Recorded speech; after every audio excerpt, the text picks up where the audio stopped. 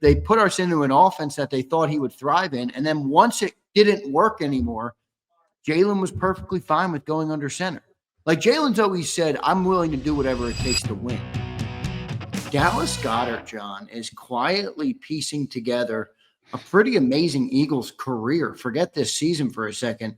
He's piecing together a pretty epic Eagles career. I saw somebody put this out. I forget who it was. Sorry for not crediting them, but it did make me think about Dallas Goedert and what he's done this year. And obviously the 2 Super Bowl appearances he's had here, big games in the playoffs. Every time we've been to the playoffs with Dallas Goedert, man, has a chance. I don't know if there's a world where they would pay him for next year, but I think if there is one, he's playing himself into it. Yeah, I don't know. Because they have so much. This is going to be a tremendous upheaval season from a defensive perspective, I think, having to pay guys. Number one, with Jalen Carter, you can push things off with Nolan Smith. I think now with what's gone on this season, but you got to make a decision. Let's for argument's sake, let's say Phillips develops, and you have to pay him. What do you do there? Right there, you got to pay those 2 players. You got to make some. You got to make some difficult decisions. If they pay Phillips, they're not going to pay Nolan, right? Or would they pay both? You think? I mean, Nolan's so open-ended. You got to see where he is, how he's playing. Can he hold up? Don't we have enough now to know what Nolan is? He's a good player. Nolan's a very good player. He's a good player, but he's constantly injured. Best ability is availability. Yes, so you push that as far as you can. So in other words, you pick up the 5th-year option, and you can push it to 5 years if you want. That's where I am with Nolan Smith. Now, they'll probably get something done before then if he's playing well, but if not, that's where I'm Jordan Davis territory with Nolan Smith. I'm going to push it as long as I can. With Phillips, if you go win the Super Bowl and he's your best pass rusher, you're probably going to re-sign him.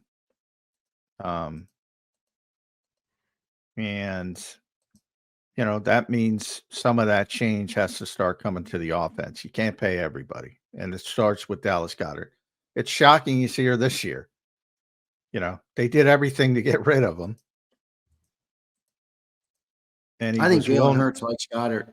I do. Well, I mean, not that Jalen has any say in it, but I think Jalen would be like, if you're going to bring somebody back, bring Goedert back, please. I want Goedert on the team. I mean, answer this. Is Goedert a top 3 tight end in Eagles history? I think he is. And if we happen to win another bowl, he might surpass Selleck and Hurts. I mean, modern history. Yeah. I mean, I'm not going to go back to Ray's time, but modern history. Yeah, he's a very good player. He's always been a very good player. But there's that narrative. He was expected to be. For a couple years there, it was like Kittle, Kelsey, and Andrews, and then Dallas, and everybody thought Dallas was the guy who would break through, and he never broke through to that level, mainly because of injuries. But yeah, I mean, obviously the quarterback loves him. Everybody loves him. Injuries have been an issue, which complicate things. Same thing with Nolan. So that's part of it.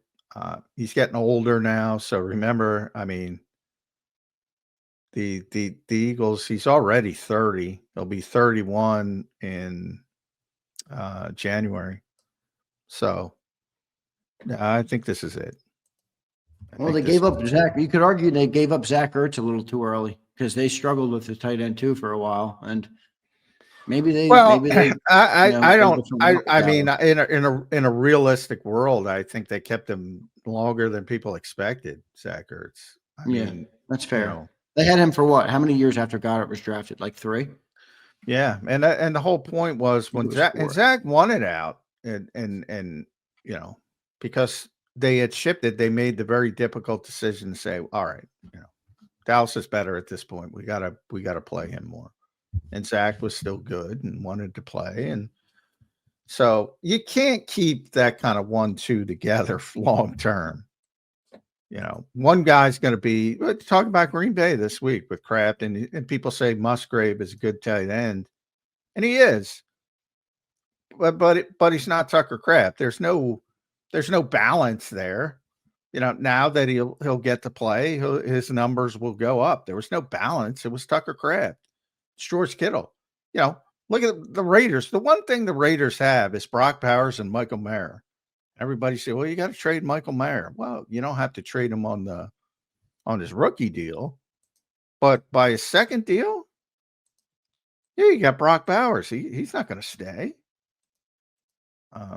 You can't keep a 1-2 like that together for a lengthy period of time. Role players are role players for a reason. The problem is they can't find a damn role player. They don't even have a replacement for him. If they drafted a tight end, I'd be like, yeah, you're right. They're cooked. They don't have a tight end. Who if Dallas Goedert leaves, what are they doing? Well, you have to go get a tight end. Yeah, you could say that again. But I mean, the assumption they're going to re-sign a 31-year-old guy at big money after they made him take a $4 million pay cut. First of all, Dallas is probably like, fuck you. He did it once. Yeah, I would be stunned if he's back next year for what's going to be going on the defensive side of the ball. And maybe, hey, you know what? If you really want to bend over backwards to try to figure out to keep him, maybe you push it down. Maybe you push it with Jalen Carter. Say, you know what? You didn't have the best year, buddy. We're going to push it. But I don't think people would be happy with that. I know people hate this convo too, but the AJ in the offseason conversation becomes real interesting. Like, just hear me out, everybody. Goddard stays on this trajectory of what he's done, which is the most touchdowns he's ever had in a career, and we're only done 8 games. Jalen Phillips has an explosive second half of the year, and he's on an expiring contract. You got the Carter deal looming, Quinyon, Cooper. Now, they're not this summer. I mean, does A.J. Brown go? You free up that money and you potentially look to pay Jalen Phillips and Goddard. I don't know. I don't think they let go of Goddard and A.J. Brown this offseason. That would be stupid. Yeah, well, A.J., the A.J. stuff, you have to wait and see what goes on the rest of the season. They're not going to trade him unless he makes them trade him. I agree. I'm not saying I want to trade A.J. Brown. I'm just looking at the sheer business of it and thinking, if somebody's got to go on offense, is that what you think is going to happen? Or you think they're going to be able to pay these guys on defense without really having to free up money on offense?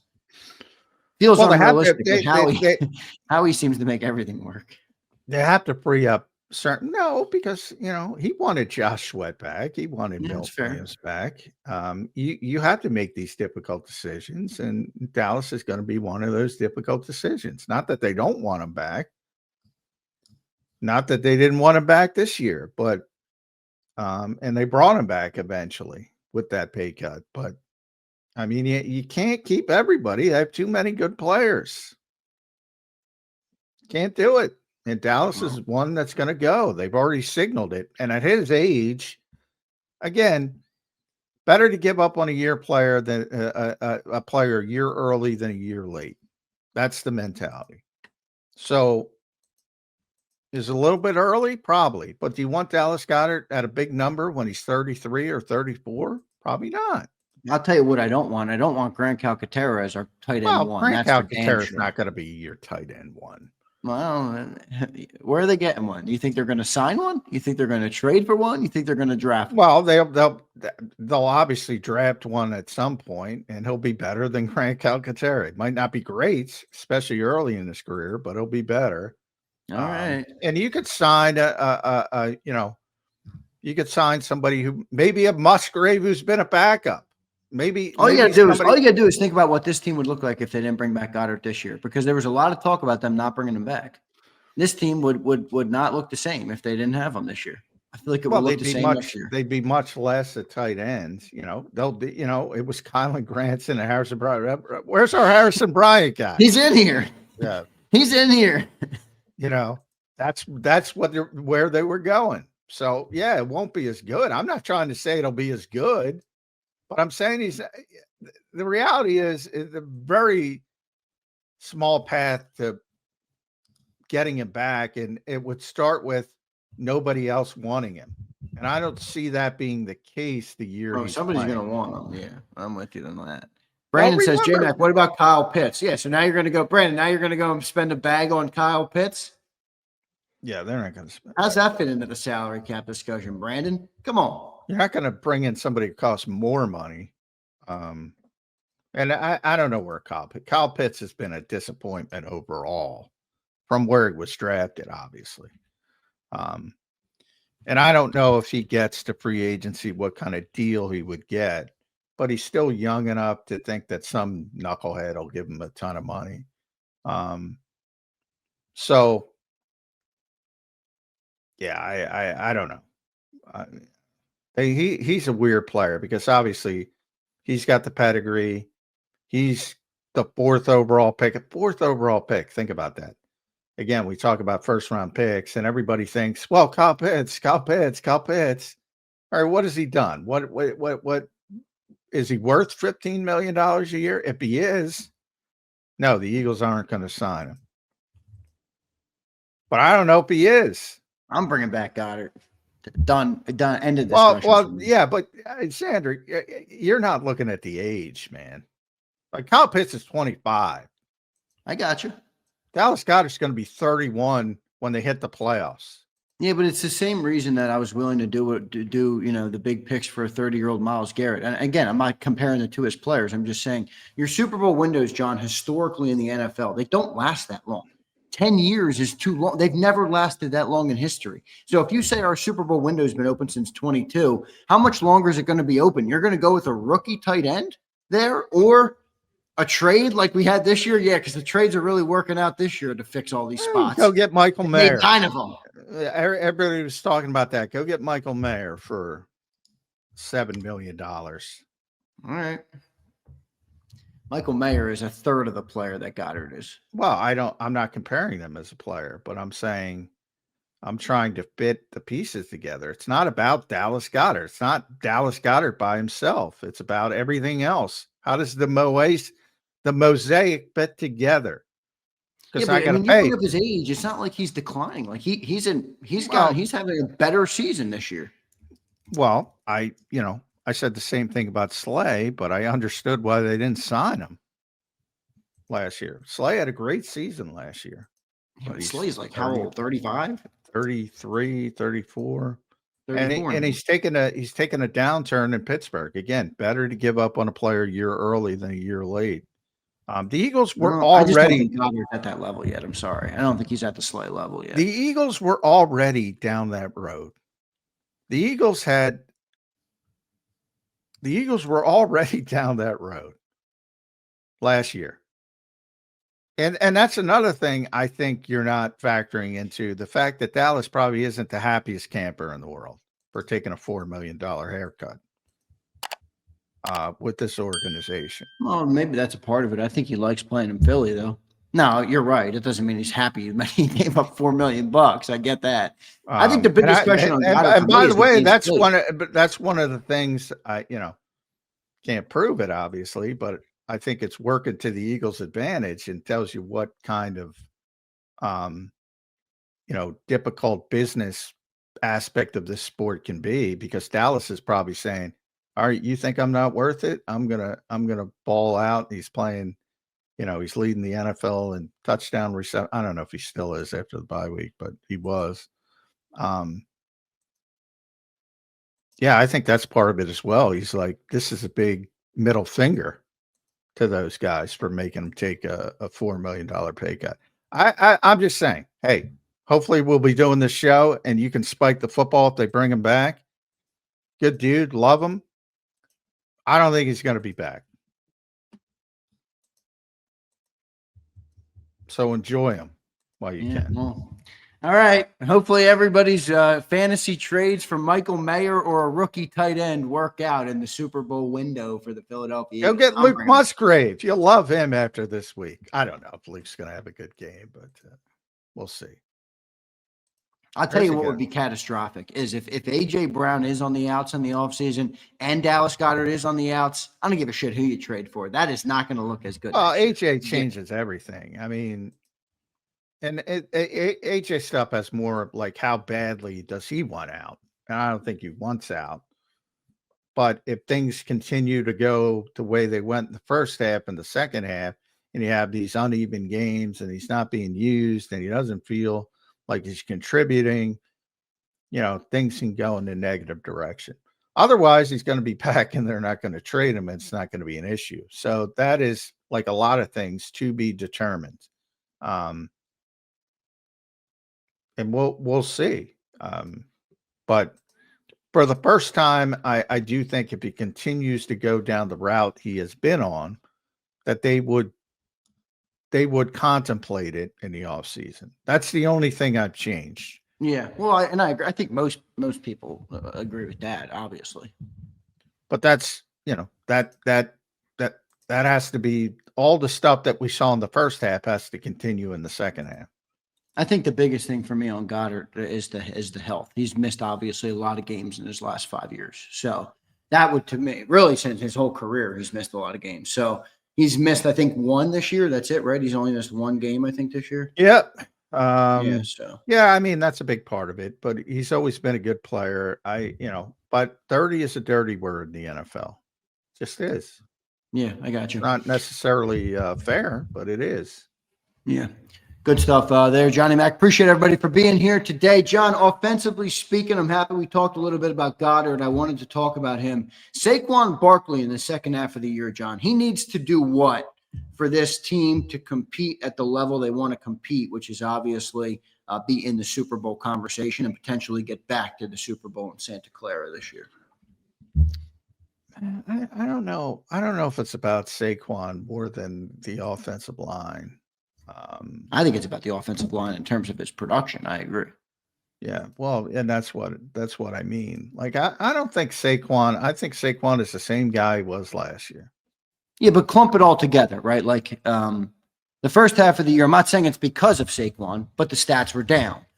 What does the stats have to get to, and include it all together? I'm not saying that Saquon's the reason it's been down, but, the ramification. Well, I think they figured some things out, more under center, more heavy packages. And with those heavy packages, use spread, don't use the tight ends that can't block. And I think they figured some things out with the running game from that perspective. And I think you'll see that continue in the second half.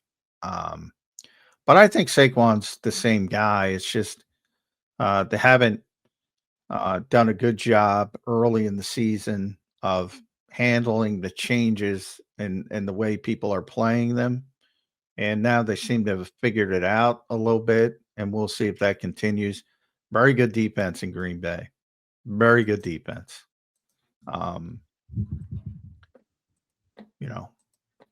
So this will be a test for all aspects of that offense, because this might be trying to think about who they played, and they played some good defenses, but I think this is the best defense they will have played to this point. They got playmakers on all three levels. McKinney generally has had a history of killing them, even with the shitty Giants. So I think this is a big test. But in the running game, I think they found some things out, figured some things out. And I think it'll continue to be at that level. And they don't need Saquon 2K say. They don't need that. They need a little bit better than 2022 Miles Sanders, a little bit better than 2023 DeAndre Swift. That's what they need. And I think they can get there. I agree. I think that's fair. Looking at the Green Bay defense coming in this week, John, they're graded out very high across everything, and they obviously have a boatload of good players Which part of that defense you think poses the biggest threat to the Eagles? Is it that pass rush? I think is probably the obvious answer. Well, yeah, it's Micah Parsons. But they're not just Micah Parsons, which is why I tried to warn people when Dallas traded him to that particular team. That was a disaster for the rest of the NFC. At least not that you can't beat them, but they're going to be tough to beat. Rashawn Gary was already a good pass rusher. With Micah Parsons, he's a great pass rusher. Edgerrin Cooper's one of those guys who maybe doesn't get as much play as some of the other linebackers in this league, but he's been really good. Xavier McKinney, as I mentioned, he's been, Eagles fans should know, he's been one of the best playmaking safeties in football for years. And when he was a free agent and signed with the Eagles wanted him badly. I mean, badly. They were on Xavier McKinney. They love Xavier McKinney. And what's not to love? But they're a very good defense. I questioned the move to Jeff Hafley. I was like, "What are you doing?" But I remember because that was beginning of last year when we had the opening game was in Brazil versus. I was like, I didn't get, but he's been very good. There's not, people look at their corners and they don't, there's no. Because I think in Green Bay is a lot like Philadelphia in that their fan base is very spoiled. And I think they got used to Jair Alexander playing at an all-pro level. But Nixon and Valentine have just played good football. Evan Williams is the other safety next to McKinney. He's actually played better than McKinney, and McKinney's played at a high level. Cooper, as I mentioned, he's a top 10 linebacker in this league. Quay Walker, we talk about he's a first-round pick. Now, he's very athletic, but he's got some issues. He makes some mistakes. So maybe that's a guy you can take advantage of with Dallas Goedert, especially in the red zone. Devontae Wyatt's a very good player as situationally inside. Lucas Van Ness, another guy who is starting to show up. By the way, all these guys, high picks, Devontae Wyatt, Lucas Van Ness, Rashawn Gary, even Kingsley and Enigbare, I love that name. Rashawn Gary being most notably, but all those guys, they all got incrementally better because of the presence of Micah Parsons. So they were good players. Now they look even better because of the presence of Micah Parsons. So it all Mike is having a good year there, right? I mean, I haven't followed along. Oh my God, he's having a great year. Yeah. I mean, in the games I've watched, he's been wreaking havoc for sure. Yeah. And look, Lane's been the best test for him, and he's admitted that. So that helps. But they move him around too. So Jordan will have some headaches as well. And again, the other guy's really good. And the other guy's been good. Like some of the other ones, like Van Ness and Wyatt, and they weren't living up to their pedigree. Now they are. Like Gary was already good. And he's been even better. They got a good defense. This is the best defense the Eagles have faced, and they've faced some good defenses from a talent perspective. So going to be a big matchup here for Jalen, for Patullo, and for this Eagles offense to come in and try and win the game. John, looking at the first 8 weeks and then now through the bye week, what do you think the biggest change the Eagles offense needs to make? Or maybe it's none at all, but just, what would you say if you were the offensive coordinator of the team? All right, we got to do this better. Or we've gotten away from it because they had two relatively clean games from an offensive perspective. I don't think they need to do anything better other than, stop the lulls. And by that, I don't mean nobody's perfect. It's an imperfect game, as Nick will always say. Nobody's perfect, but you can't have these huge lulls where you're 3 straight 3-and-outs or halves or this or that. They got to stop that. And I think if they stop that, they're fine. But I do think from the perception, who was that? Alexander said he's listening to WIP. You're still going to have that because they don't play the way people want them to play, and that's not changing. So unless you can magically flip a switch and play the way people want you to play, and they're not going to do that, I think there's going to be some angst continued for the rest of the season. They are what they are. They're not a high volume offense. I don't know how many times I've said this, but I'll say it a million times. They're not. They're not going to be, at least at this stage of their development and where they are. They're the number 1 seed again. We'll see, or they're in the conversation. They're a legitimate contender again. They're doing all this with their philosophy of how they play. They're not changing. So, but you're still going to have that core group of people that say, well, you got to get the ball to AJ. You got to get the ball to Devontae. You got to get the ball to Dallas. You got to do this. You got to do that. You got to do this. You got to do that. You're still going to have that. And they're still going to play the way they play, which is a little bit risk averse, a little bit boring, but successful. How much more under center will they do in the second half of the year? The same as they did in the last 2 games. That is part of the process now. That is part of their answer to the run game issues. That is what they did. They did that to fix the run game, not the pass game, the run game.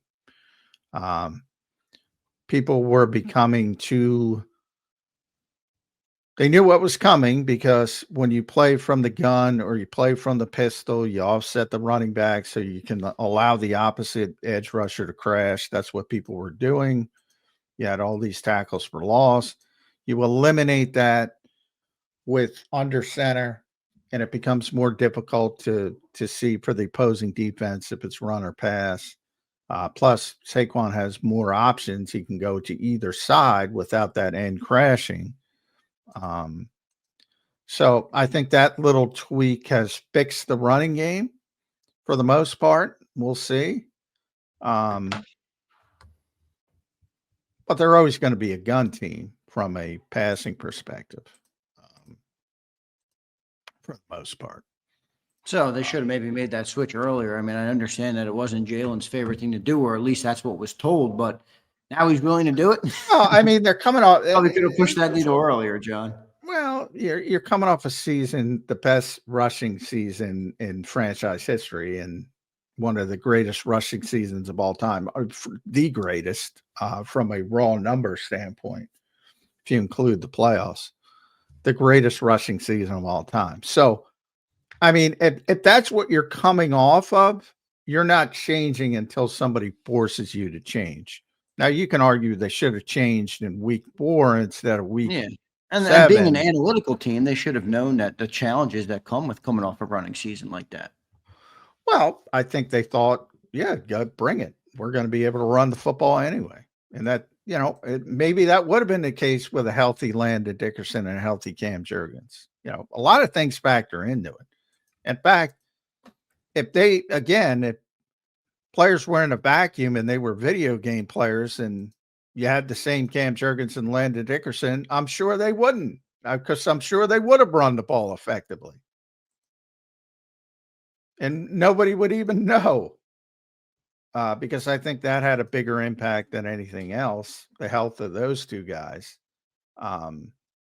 So I can't really fault them from coming off of last season saying, we're going to run the ball like we ran it last season, stop it. And people, to opposition credit, they stopped it. And to the Eagles' credit, they adjusted. And now we'll see what the adjustment to the adjustment is. So you think the under center stuff was just to fix the run game? I mean, they did throw the ball well under center as well. Absolutely. Absolutely. The whole game plan going into Minnesota was run the football. Minnesota stopped it. Yeah, but is a byproduct of that being able to pass the ball more successfully out of the under Well, center? it Because was in that game. But you can't. What happened in that game? And I talked about this with Jordan Mailata extensively. What happened in that game is Brian Flores, which you can pretty much throw it in the garbage because nobody else is going to do what he does.